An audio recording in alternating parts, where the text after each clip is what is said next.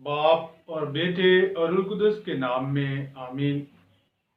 ये साल के दौरान 27वें एतवार की इबादत का पैगाम है।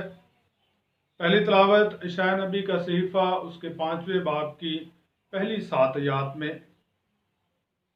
खुदावंद रब्बुल फाज का पाकिस्तान इसराइल का घराना है। ज़बूर 79 में जवायती जवाब है, खुदावंद का पाकिस्तान इसराइल का घराना है। दूसरी तलावत मुक़द्दस पौलुस रसूल का ख़त फिलिपियों के नाम उसके 4 बाब की 6 से 9 आयत में लिखा है कि सलामती का खुदा तुम्हारे साथ रहेगा। नाराए हम्द है, मेरी आंखें खोल ताकि मैं तेरी शरीयत के अजायबात पर गौर करूं।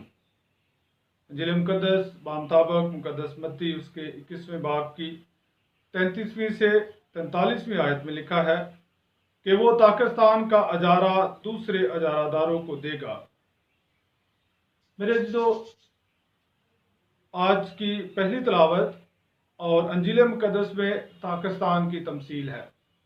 पाकिस्तान अंगूरों की फसल को कहा जाता है और ये इसराइल में सबसे बड़ा काम था। इसराइल के लोग जो खेती बाड़ी करते थे उनमें सबसे ज़्यादा वो अंगूर की काश्त करते थे और ये वो बेहतर तौर पर जानते थे कि कितनी मेहनत दरकार है, कितनी ज़्यादा कुर्बानी दरकार है और कितनी ज़्यादा तवज्जो देनी पड़ती है अंगूर की फसल को। और खुदा कहता है कि इसराइल का घराना मेरा पाकिस्तान है, तो इसका मतलब है कि खुदा इसराइल की बहुत ज़्यादा फ़िक्र करता है। खुदा इसराइल की तमाम ज़रूरियात को जानता है और खुदा बाप उनकी तमाम ज़रूरियात को पूरा भी करता है। आज की पहली तलावत में भी यही बात है कि एक पाकिस्तान लगाया, जो पहाड़ी जगह पर लगाया गया। उसके लिए ज़मीन को खोदा गया, पत्थरों को निकाला गया, ज़मीन को ज़रखेज़ किया गया और फिर अच्छी ताकें लगाई, उसके गिर्द बाड़ लगाई, बुर्ज बनाया ताकि उसकी रखवाली की जा सके और फिर कोलू गाड़ा और जो ज़रूरियात थी वो तमाम पूरी की। और उसके बावजूद भी जो फल है वो अच्छा नहीं है, फल मालिक की मर्जी का नहीं है। तो इसलिए मालिक कहता है कि मैं इसकी बाड़ को खोल दूंगा और इसे चरागाह बनाऊंगा। ये वो दौर है जब इसराइल के दो कबाइल, यहूदा के जो दो कबाइल हैं, वो खुदा से दूर होते हैं। तो जो 612 से 586 तक ये वाक़यात पेश आए कि नबूकदनेस्सर बादशाह और बाबल की तरफ से जो है उन पर हमला किया गया और उन्हें असीर करके ले जाया गया। तो यशायाह नबी उस वाक़े की पेशनगोई करता है और बताता है इसराइल के लोगों को कि तुम खुदा की रज़ा पर नहीं चल रहे, तुम उसकी मर्ज़ी पर नहीं चल रहे। पाकिस्तान की तमाम जो ज़रूरियात हैं वो तो पूरी हुई हैं, मगर फल अच्छा नहीं है और फल ना अच्छा होने की वजह से तुम खुदा की तरफ से रद्द किए गए हो। इंजील मुक़द्दस में भी खुदावंद यीशु मसीह पाकिस्तान की तमसील सुनाते हैं और इस पाकिस्तान की तमसील में भी तमाम जो ज़रूरियात हैं वो पूरी की गई हैं, मगर इस बार अजारे पर उसे दिया गया है। मेन मौजू यहाँ पर भी फल है। फल अदा करना ज़रूरी था, मगर उन्होंने फल अदा नहीं किया और इसलिए कि उन्होंने फल अदा नहीं किया, मालिक जब उनसे फल मांगने के लिए अपने नौकरों को भेजता है तो उन्होंने उसे मारा, पीटा और कत्ल किया और यहाँ तक कि बेटे को भी कत्ल किया। पुराने अहदनामे की तमसील और खुदावंद यीशु मसीह जो तमसील बयान करते हैं, इसमें फ़र्क ये है कि पुराने अहदनामे की तमसील में फल बदबूदार है, फल दिया जा रहा है मगर बदबूदार है।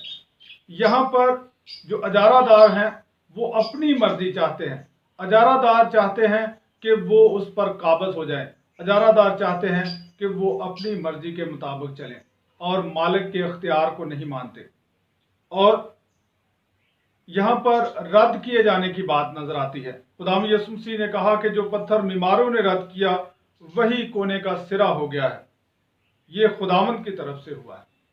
रद्द कौन करता है? पहले इसराइल के लोग रद्द करते हैं खुदा की नेमतों को, खुदा की बरकतों को, उसकी शफकत को, उसकी मोहब्बत को, और उसके बाद खुदा भी रद्द करता है।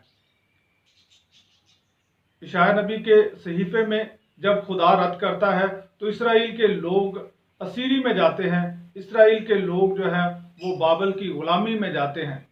और खुदावंद यीशु मसीह के दौर में जब इसराइल के लोग रद्द किए गए तो फिर दूसरी अक़वाम को मौका मिलता है, दूसरी अक़वाम को मौका मिलता है कि वो खुदा की मर्जी को बजा लाएं और फलदार ज़िंदगी गुजारें। मेरे अज़ीज़ों, आज की दूसरी तिलावत हमें ये दावत देती है कि हम किस तरह खुदा की मर्जी पर चल सकते हैं। बताया गया है कि खुदा नज़दीक है, किसी बात की हम फिक्र ना करें। पहले तो ये माने कि खुदा रहीम है और वो अपने पाकिस्तान की फ़िक्र करता है, वो उसकी ज़रूरियात को पूरा करता है। और फिर हमने सदाकत पर, अच्छाई पर, नेकी के कामों को तरजीह देनी है और यही वो फल है जो खुदा हमसे चाहता है, ताकि हम ये फल अदा करें और मुआशरे में उसके नाम का प्रचार करने वाले हों, मुआशरे में, दुनिया में उसके गवाह ठहरें। और खुदा कहता है कि वो हमारे साथ है, और वो हमारे साथ इस तरह है कि जब हम उसकी मर्ज़ी को बजा लाते हैं। खुदावंद का कलाम हमें ये दावत देता है कि एक तो हम ये जानें कि अगर हम उसकी मर्ज़ी पर नहीं चलते तो हम उसे रद्द करते हैं, और जब हम उसे रद्द करते हैं तो वो भी हमें रद्द करता है। और उसके पास मौका है, उसके पास कुव्वत है, उसके पास ये इख्तियार है कि वो दूसरों को चुन सकता है।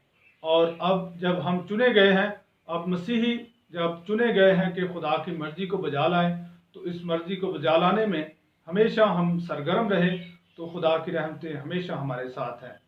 खुदावंद हमें अपने कलाम के वसीला से बरकत अता करे। आमीन।